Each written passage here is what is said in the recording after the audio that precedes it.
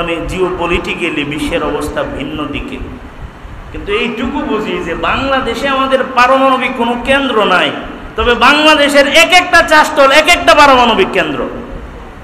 বুঝেন নাই মনে? এক একটা চাষতল এক একটা পারমাণবিক কেন্দ্র। ওনারা যেই পরিমাণ নিশানা করে মিসাইল ছুড়ে, এর চাইতে বেশি মিসাইল বৈশা বৈশা আলাপ আলোচনার মাঝে আমাদের চাষতলগুলো দিচ্ছে বাংলাদেশের অবস্থা। তবে আমাদেরকে আল্লাহ একটা পাওয়ার, একটা শক্তি আল্লাহ দিয়ে রাখছেন, সেটার নাম দোয়া। এই দোয়ার পাওয়ার কতটুকু, এইটুকু বোঝানোর জন্য একটা উপমা। ইসরায়েল ফিলিস্তিনের ভূখণ্ডে ম্যাচাকার চালায়া গাজা এবং রাফাকে ম্যাচাকার করছে, ধ্বংস করছে। আল্লাহর ইচ্ছা 200 কোটি মুসলমানের দোয়া বৃথা যায় নাই। আল্লাহ যেমন চেয়েছেন তেমন হয়েছে। ইরান ইসরায়েলকে নিশানা করেছে, ইরান ইসরায়েলের তেল আবিবকে ধ্বংস করে দিছে, এবং ইরান ইসরায়েলের কয়েকটা ভূখণ্ডকে ধ্বংস করে দিছে। বুঝতে হবে, যেই মারুক, যাকেই মারুক, বুঝতে হবে সে কে মারছে। ইরান আমার আপনার শত্রু না, যদিও ইরানে সবাই মুসলমান না। ইরানে একটা সম্প্রদায় চলে, তারা শিয়া সম্প্রদায়। ইরানেরও একটা মিশন আছে পৃথিবীতে, এটা জানতে হবে আপনাকে। ইরানের মিশন পৃথিবীর মুসলিম দেশগুলোকে শিয়া রাষ্ট্রে পরিণত করা। ইসরায়েলের মিশন হোলি ল্যান্ড, নীলনদ থেকে ফুরাত পর্যন্ত ইসরায়েল পুরাটা আরবকে দখল নেওয়ার মিশনে ইসরায়েল নামছে, এবং ইসরায়েলের টার্গেট হলো গোটা পৃথিবীতে একটা সাম্রাজ্যবাদী ইহুদি রাষ্ট্রে রূপান্তরিত করা, জায়নবাদীতে মানুষগুলাকে রূপান্তরিত করা। ইসরায়েলের মিশন। ইরানেরও একটা মিশন আছে। ইরানের মিশন মুসলিম রাষ্ট্রগুলাতে শিয়ার বীজ বপন করা। কিন্তু এই টাইমে, এই মোমেন্টে ইসরায়েল এবং ইরান সংঘর্ষে আমরা ইরানের পক্ষে, কারণ ইসরায়েল 200 কোটি মুসলমানের শত্রু।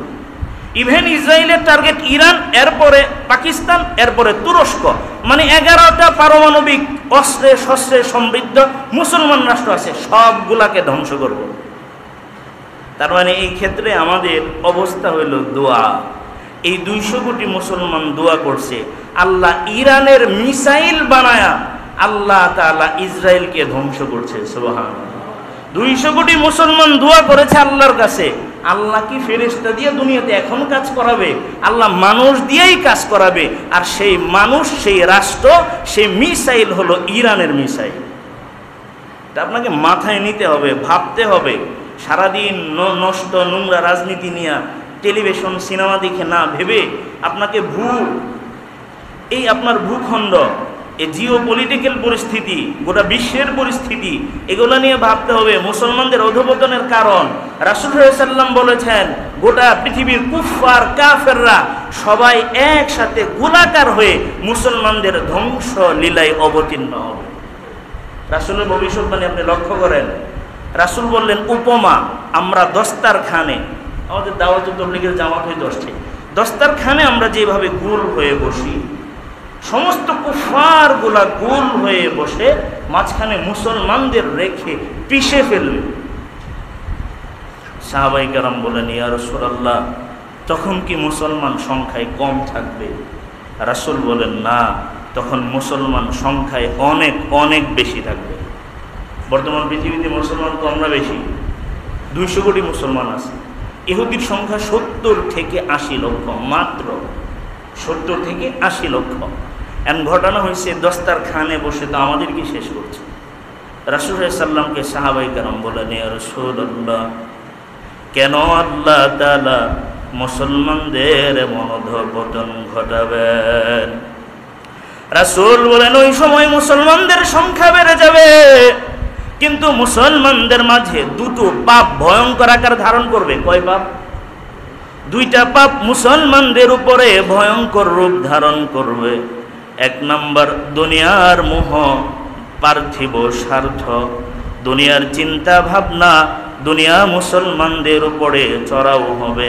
মুসলমানদের চিন্তা চেতনায়, শয়নে জাগরণে একটাই অ্যাটিটিউড থাকবে, মুসলমান ভাববে দুনিয়া কিভাবে কামানো যায়। 1 নম্বর পাপের কারণে মুসলমানদের অধঃপতন।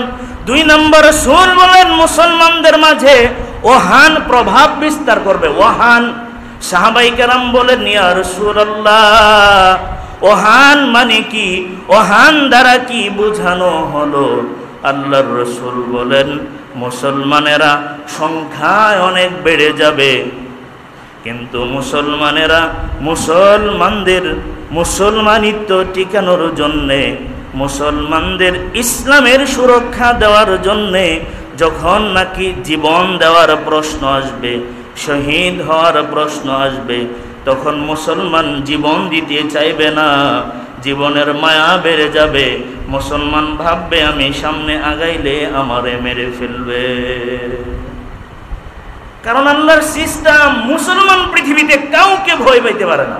মুসলমানের আকীদা, মুসলমানের বিশ্বাস, মুসলমানদের ফেথ, আল্লাহ আমার যেই সময়, যেই দিন, যেই টাইমে মরণ আল্লাহ আমার যেইভাবে, যেই অবস্থায়, যেই জায়গায় আল্লাহ নির্ধারিত করেছেন, সেইখানে, সেই অবস্থায়, সেই জায়গাতে, সেই পরিস্থিতিতে আমি সেই টাইমে মৃত্যুবরণ